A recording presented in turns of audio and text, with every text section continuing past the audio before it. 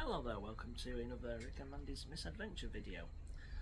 Welcome back if you've subscribed before, and if you're new to the channel, please like, subscribe, comment, share, and of course click your notification button. Today we're taking you all the way back to 1888 and the story of the Invincibles.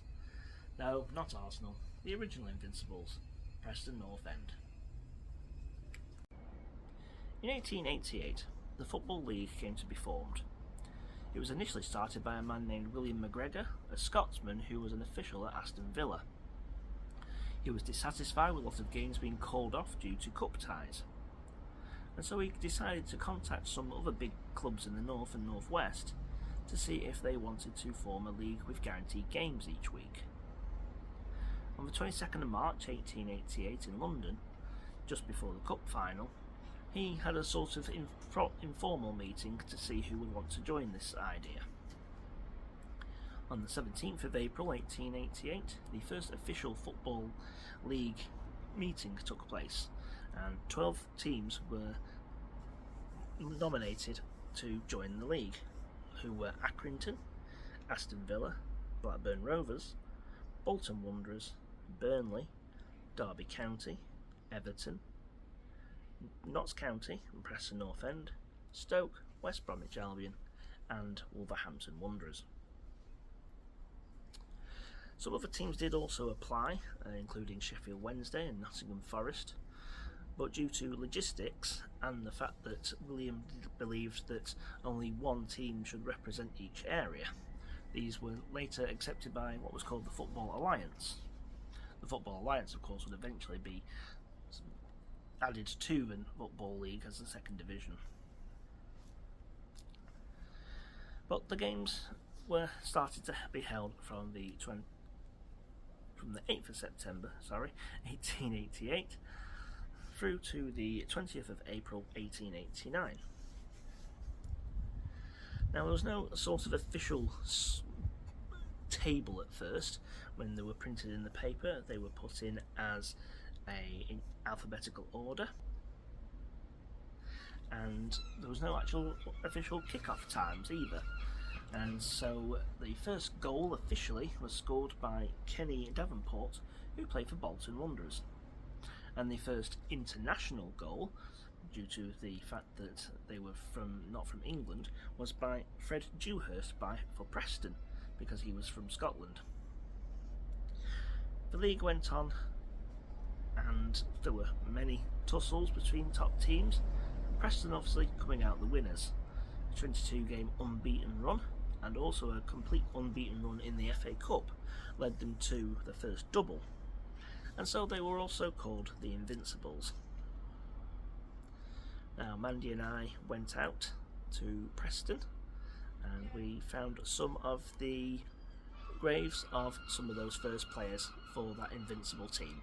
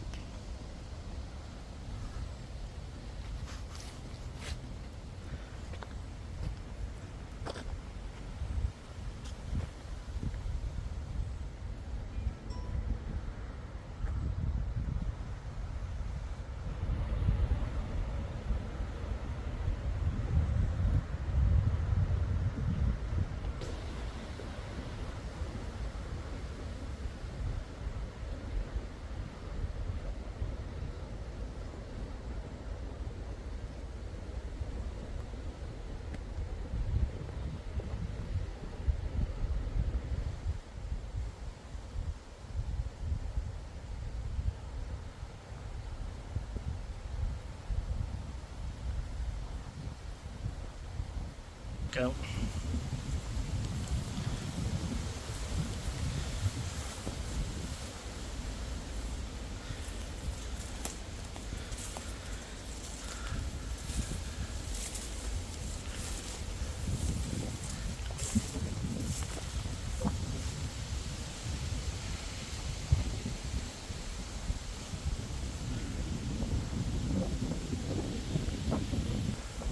Big trees.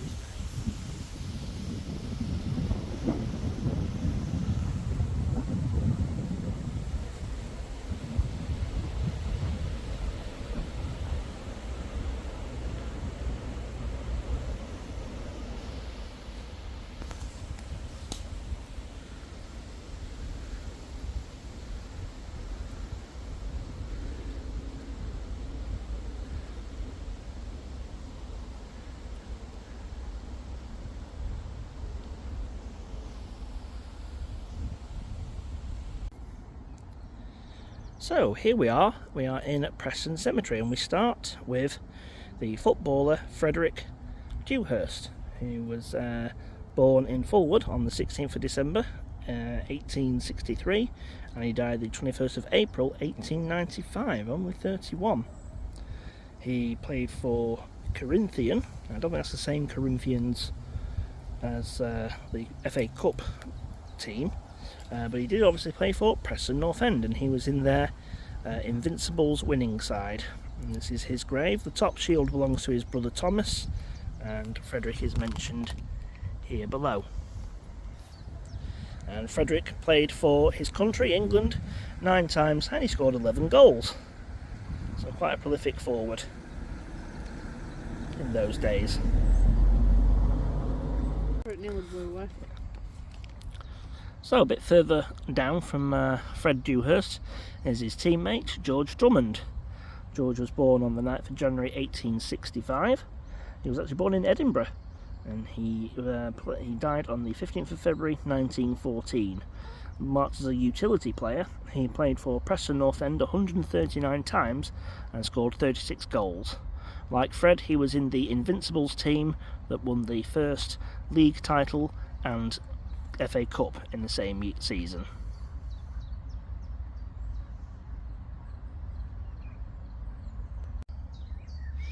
Just across the way we have the remains of Richard Whittle. He was born in 1864 in Preston, and he died in 1934 at the age of about 69 or 70. He was a defender who actually only played 1 game for Preston North End in their Invincible and double winning season.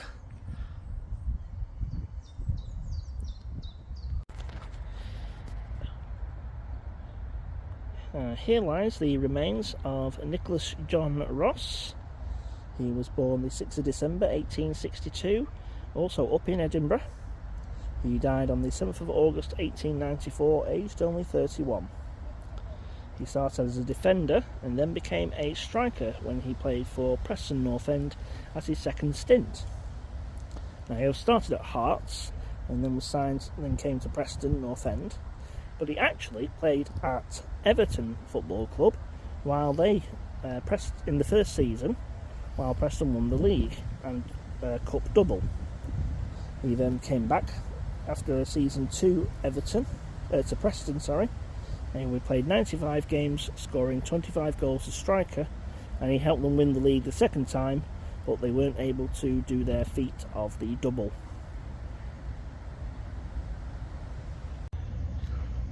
Here, still in Preston, we come to the grave of Samuel Thompson, born 14th of February 1862, and he died on the 23rd of December 1943.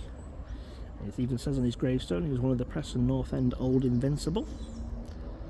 He played for a few teams, well, he played for a couple of teams in Scotland where he was born, and then he came to Preston just for that one season of 88-89 where he played 34 times, scoring 10 goals. He then moved on to Wolverhampton Wanderers, Everton and Accrington, and he played for his country Scotland twice, but scored no goals. He's buried here with his wife Ellen,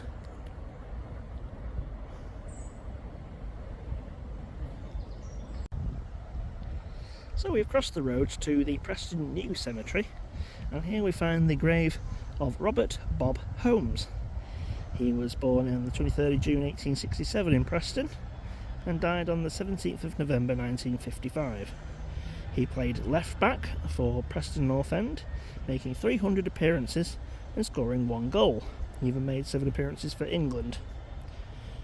Bob's whole career was at Preston, and he obviously was in the Invincible side. He won the double the first Football League season, and he also won the season the following after, but obviously not the double. He's lying here with his wife Sarah. She passed away on the 22nd of March 1940.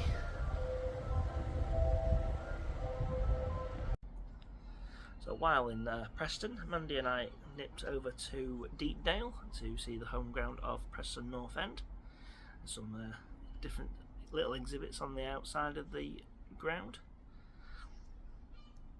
Of course, there used to be the National Football Museum, and that was eventually moved to Manchester, although personally I actually thought it was better when it was at Preston because there was more actual exhibits to view. And obviously now at Manchester there's very little exhibits, and it's all more about interactive stuff for kiddies to play and do football.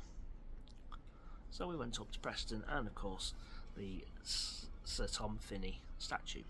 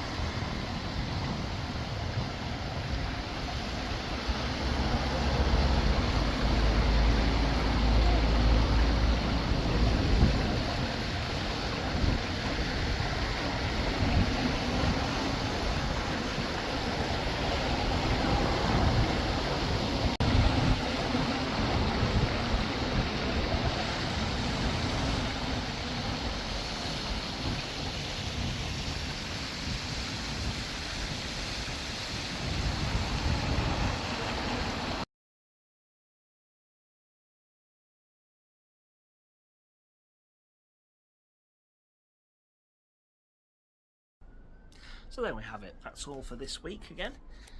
Another short one. One day I'll get used to this. But next week I think we are going somewhere else. I don't think it'll be football related next week, but we will see you in the next one. And please could you like, subscribe, share, comment, click your notification button, and we'll see you in the next one. Bye for now.